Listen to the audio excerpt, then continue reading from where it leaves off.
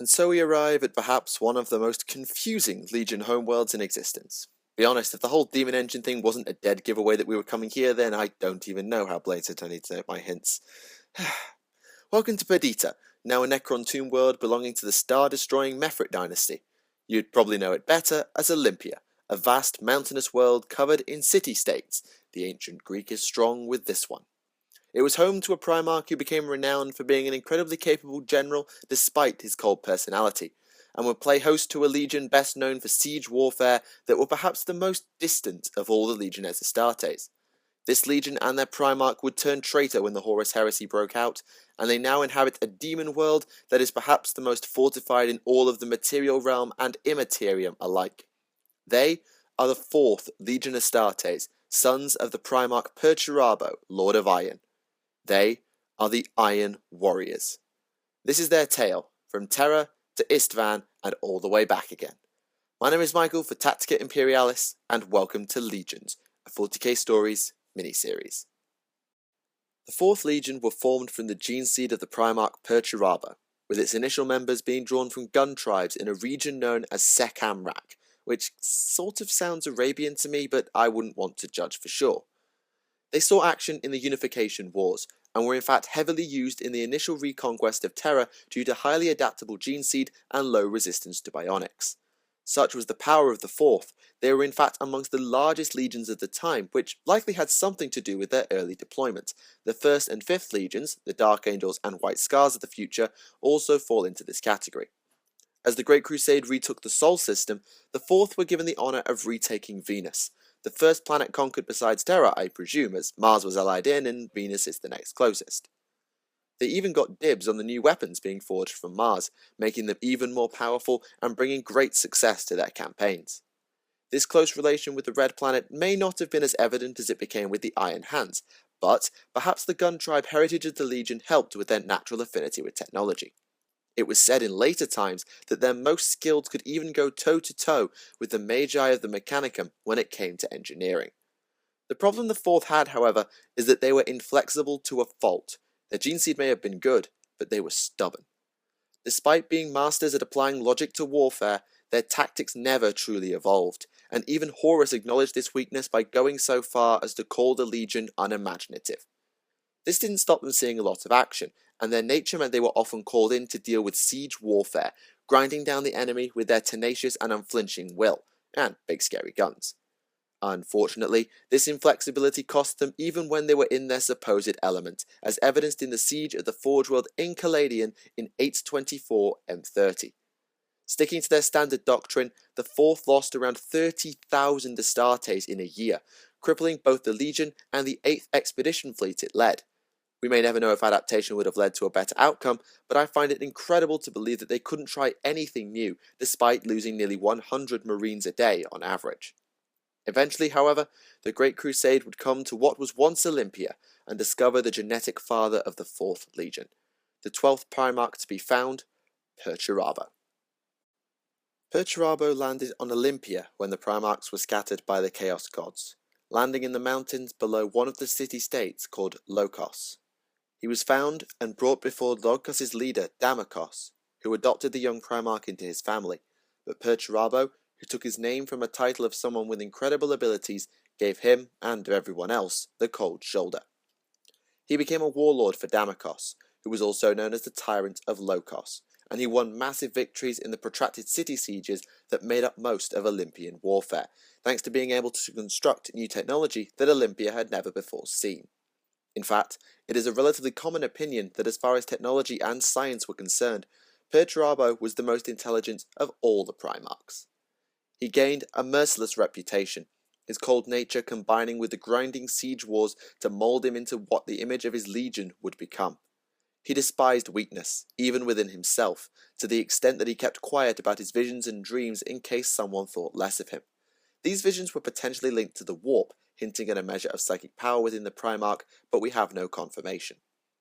When the Emperor and the Great Crusade came to Olympia, Perturabo pretty much abandoned his adopted father in favour of his genetic one almost immediately. He gave himself over to the Emperor's mercy, and whilst it is not stated what deal the two made, the 4th Legion were immediately passed to Perturabo and used to oust Damakos, But the Primarch let the tyrant live in a perhaps surprising twist that would come back to bite him later. With Olympia secured as the Legion's homeworld, Perturabo seemingly did not join the campaigns of the Great Crusade right away. Instead, he returned/travelled to Terra and formed perhaps his first true friendship with his brother Magnus the Red. The two were parallels after all, with one seeking knowledge of the arcane and one striving to learn all he could about technology, though both were already masters of their respective field within the Imperium. Unfortunately for Magnus, it seems this bond wasn't enough to convince his brother of the benefits of Psychers, at least if Perturabo's stance at Nicaea is to be believed. It is assumed that Perturabo also trained whilst in the Sol system, gaining a broader appreciation of tactics and the Imperial truth, before returning to Olympia to take command of his legion that had been recruiting for the local population. Though it is unknown at what point it was given to them, once they were back in campaign, the 4th Legion were instead known as the Iron Warriors. Unlike Corax's quiet reforms within the Raven Guard, Perturabo's overhaul of the Iron Warriors was far more overt and brutal. After reviewing the reports of the 4th Legion's activity before his reunion with them, the Primarch was very unimpressed and decided on decimation. This meant that 10% of the Legion were killed by the other 90%. Yikes. He then took the Iron Warriors into an incredibly successful campaign, defeating the human warlords known as the Black Judges and taking their fortress to serve as Olympia's orbital shipyard. Let it never be said that the Iron Warriors were not an incredibly effective force, just as they had been in their days before Perturabo, but the Lord of Iron hopefully helped to mitigate the inflexibility of the Legion, at least somewhat, but not much, as it seems their doctrine didn't change all that much, if at all. They were still often called upon as siege experts, but this was incredibly damaging to morale, as sieges are known for being grinding, demoralizing affairs, and the 4th were almost never away from this theatre of war. The one upside was that they took to the inevitable storming of fortresses with vigour, becoming a close assault force almost on a par with the Blood Angels and World Eaters in some minds. I'd have to see it for myself before I could confirm or deny. Even when the siege was over, Iron Warrior forces were often left as garrisons, spreading them even thinner and doing even more damage to morale on top of the attrition warfare. Some might wonder why Perturabo went along with having his legion almost abused by the Imperium, especially as it is very well known that other Primarchs didn't get along with him either, Corax being the most overt example as demonstrated by their argument during Gate 42. I can only guess that he simply accepted it, because to complain or refuse would have been seen as a sign of weakness, which we know he hated. Though in some ways, Perturabo's stoic nature was hiding a slightly petty undertone, as he is known to have absolutely despised Rogel Dawn and the Imperial Fists for their bragging about the defences of the Imperial Palace on Terra. Many Primarchs indeed found Dawn a braggart too, but the Lord of Iron just could not let it go. In fact, when Dawn told Fulgrim that the palace could keep even the Iron Warriors out if properly manned, Perturabo launched a tirade of insults that would be more akin to a tantrum than anything else, and the two never served together on campaign again. To be fair, the Iron Warriors were hardly the most liked of forces anyway. They kept themselves distant from other legions and were even rude to them, and the Imperial army hated them for the incredible casualty rates that they were known to cause. They even mutinied, which must tell you how deep that hatred ran. Eventually, however, it all came to a head for Perturabo and his sons. Perhaps due to the continued survival and influence of Damakos, or simply due to the cold-hearted nature of their Astartes rulers, the people of Olympia rose up against the Iron Warriors and the Imperium. Leaving an in-progress campaign against the alien Harad after receiving word of the rebellion from Horus, the 4th Legion fell upon their homeworld in a rage, slaughtering the Olympians en masse. By the time they calmed down and realized what they had done, Perturabo and his sons had killed 5 million people and enslaved the rest of the populace. They were distraught, horrified once the red mist had lifted, and Perturabo came to the conclusion that he would never be forgiven by the Emperor for what had taken place on Olympia. However, we will never know what the Lord of Mankind would have done with his son when news got back to Terra, for the Horus Heresy was just about to begin, and the War Master had plans for Perturabo. Following the massacre on Olympia, Horus approached Perturabo and congratulated him on his actions. This was either just before or just after the events of Istvan III, and the Lord of Iron swore loyalty to the War Master, effectively turning traitor. He and his legion then unveiled this betrayal in Istvan V, landing as part of the second wave and taking part in the Drop Site Massacre. The deployment maps suggest that the Iron Warriors will have mostly fought Iron Hands and Raven Guard, but it is known that their indiscriminate artillery fire came swathes of Imperial army forces as well. They even supposedly killed Vulcan, launching a nuclear warhead that the Salamander's Primarch only survived due to being a perpetual, and the guns of the 4th Legion also put paid to many of the Loyalist dropships that had been attempting an evacuation. Perturabo's role is less well known, but in such a titanic battle, the only thing I could say with any surety is that he didn't fight any of the other Primarchs during the battle, and that he ended up with Forgebreaker, the weapon forged for Ferrus Manus by Fulgrim as a gift from Horus. We know he didn't get it before Istvan, as Fulgrim was known to use it when he fought Manus. Following Istvan, the Iron Warriors moved against the Imperial Fists in the grinding Battle of Fal, a battle that technically ended in a draw, but was only resolved because Dorn eventually got an order to his sons to return to Terra.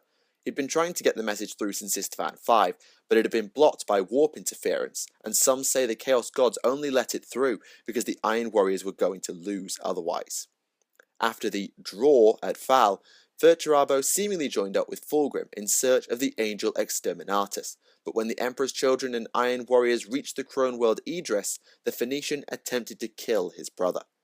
He had granted Perturabo a gift known as the Malgatar Stone, not sure why it has the same name as the weapon of the Phoenix Lord Malgan Ra though, and he used it to drain the Lord of Iron's power as fuel for his ascension to demonhood. Stubborn as ever, Perturabo was just about able to resist Fulgrim and charge, but it would likely have been in vain had shattered legionaries not intervened and broken the stone, allowing the Lord of Iron to land a hit with Forgebreaker that shattered Fulgrim's physical form. Unfortunately, the 3rd Primarch had done enough to ascend, and so the Emperor's children departed having achieved their objective, the demonic form of their Primarch slipping out of his mortal skin.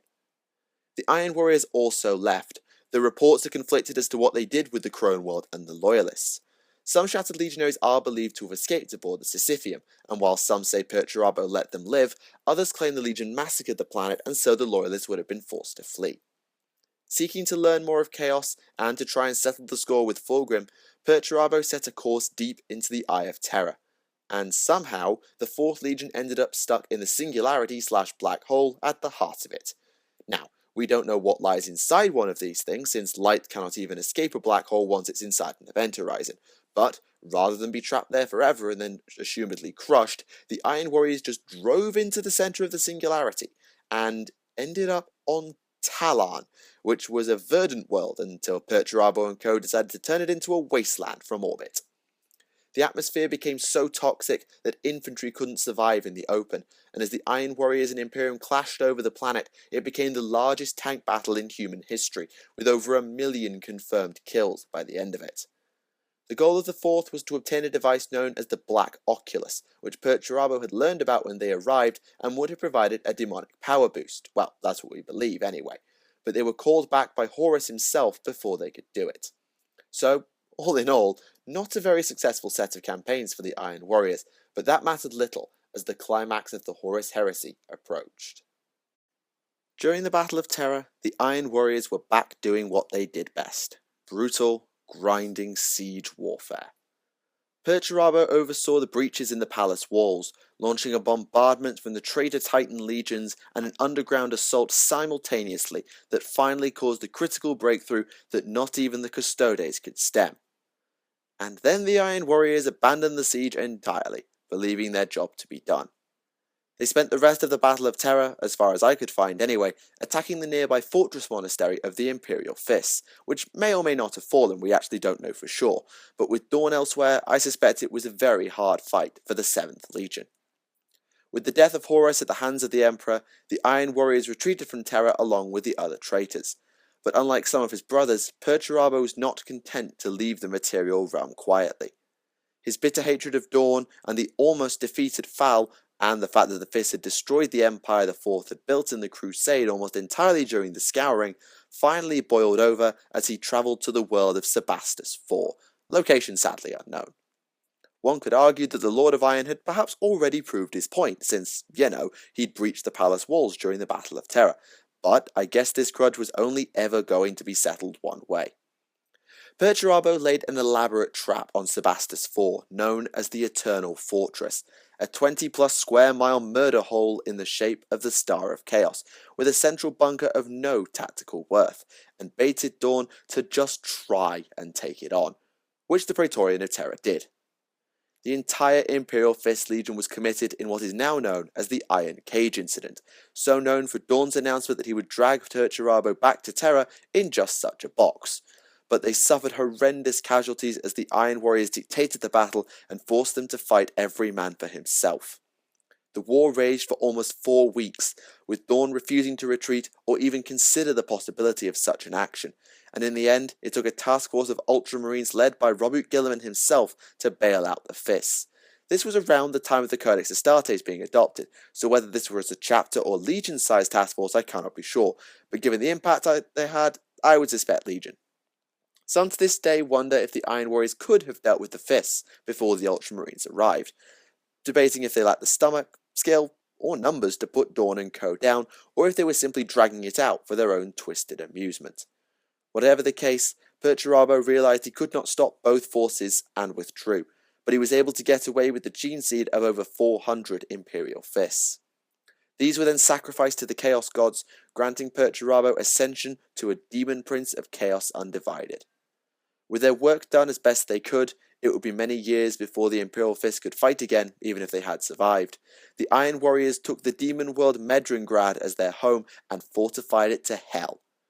Warsmiths, an equivalent to Chapter Master in the Legion, each had their own fortresses, whilst Perturabo's bastion, the Fortress of Hate, being the greatest of all. Of course, until the Imperium besieges it, we'll never know how it stacks up to Dawn's handiwork. Ever since, the remaining members of the 4th Legion have been an ever-present threat, with many of their kind now able to fashion demon engines and generally unleash ruin. Their technological affinity is also manifested in their own bodies, as the first of the horrific obliterators were Iron Warriors, but just like 10,000 years ago, they're still quite stuck in their siege mentality, just with even less mercy. The Legion has fragmented somewhat, especially following a civil war in M34 that may or may not have been Perturabo's doing, but they've held better together than, say, the Night Lords. And so, with the tale of the 4th Legion told, let us now explore a few famous Iron Warriors.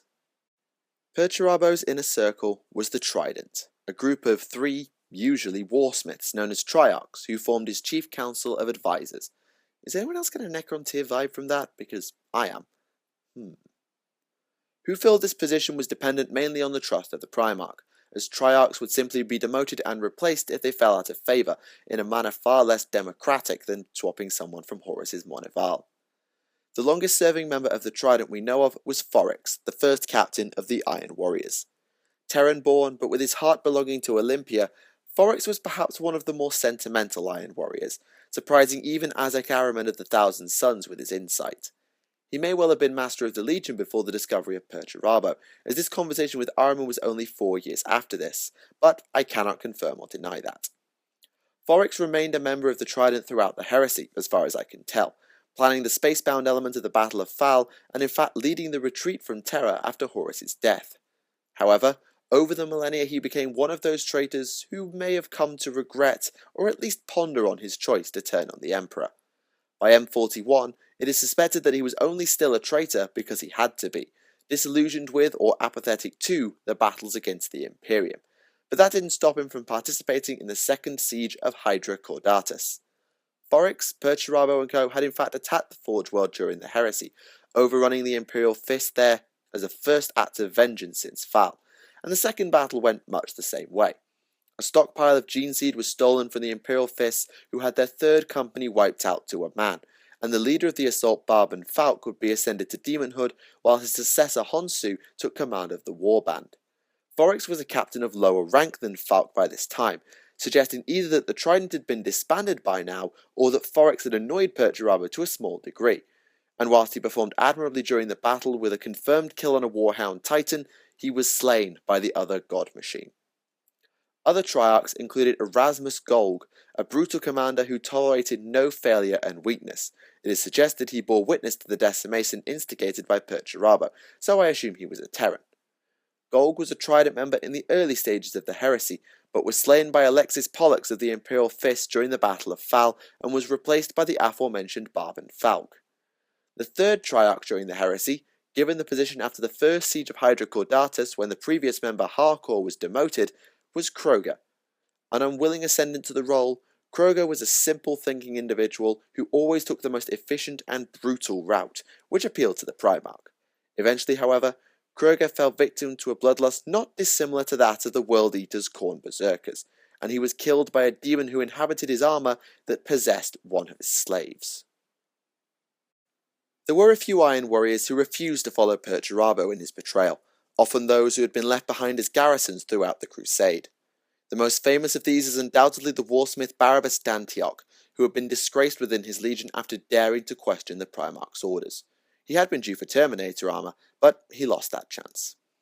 Left as the leader of the garrison on the world of Lesser Damantine and subsequently overseeing the construction of its main fortress, d'Antioch flat out refused to comply when the Iron Warriors' 14th Grand Company under Idris Crendel demanded that he help the rebellion.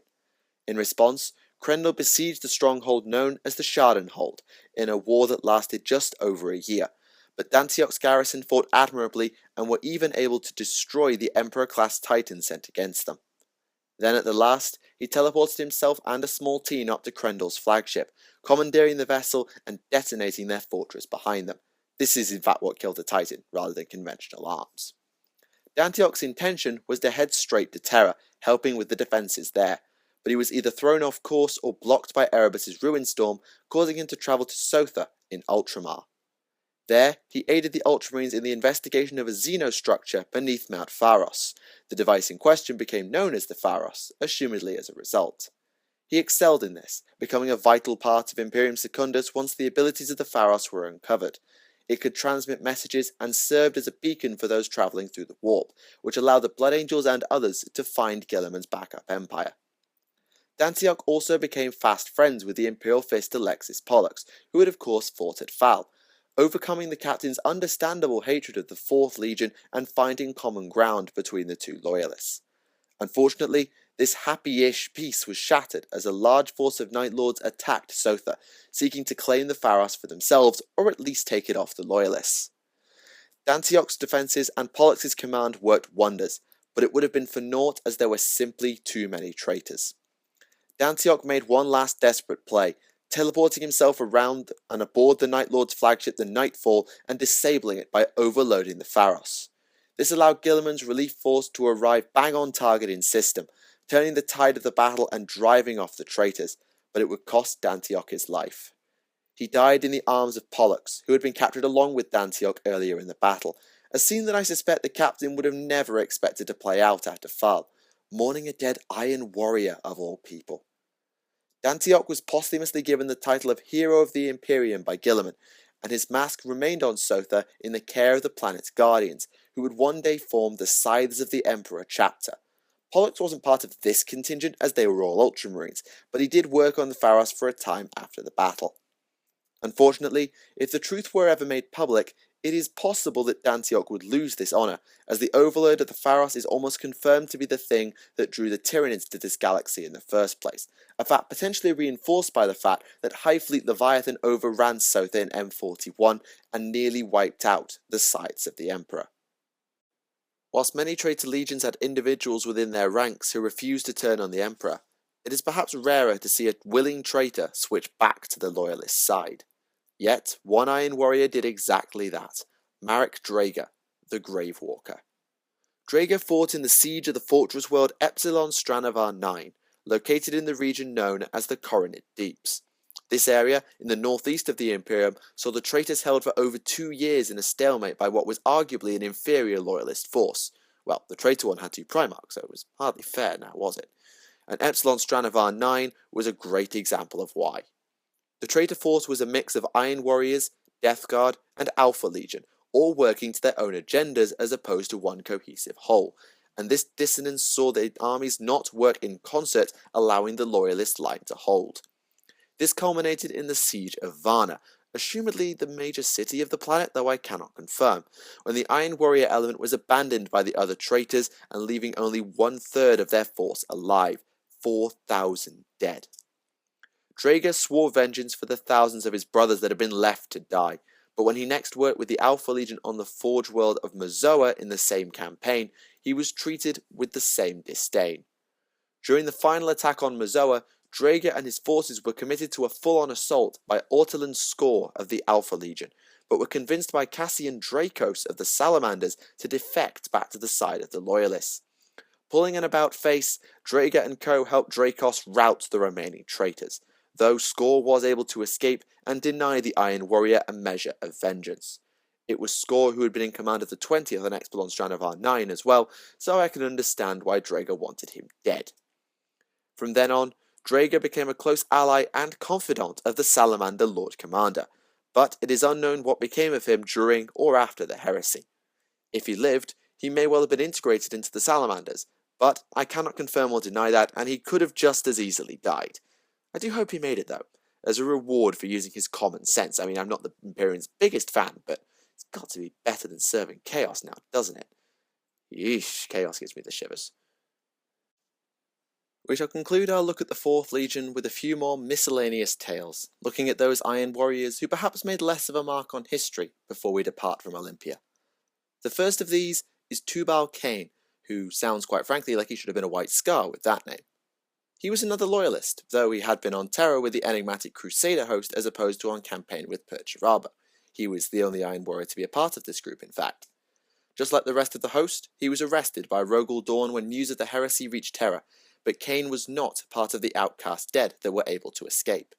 Instead, he was recruited into the Knights Errant by Malcador the Sigillite, and assumedly served with distinction until he was killed aboard Horus's flagship, the Vengeful Spirit, during a failed infiltration on Malek. By contrast, the Contemptor Dreadnought Hrend was a traitor, though the circumstances leading to his internment into a dreadnought are sadly unknown. Hrend was tasked with Perturabo with locating the Black Oculus on Talon, and though he was successful, he was almost killed by an Alpha Legion force. He was the sole survivor of the Iron Warriors contingent. He ventured down after his servitors cleared a path, and met with a demon at the gate leading to the Oculus. He had already learned of the device's role and capabilities, but when the demon attempted to tempt him, he refused. Hrend chose death, self-destructing and burying the Oculus, cutting off the Iron Warriors from their power boost. It is unknown why the Dreadnought chose this fate over the demon's offer, and without more information, I would not wish to speculate.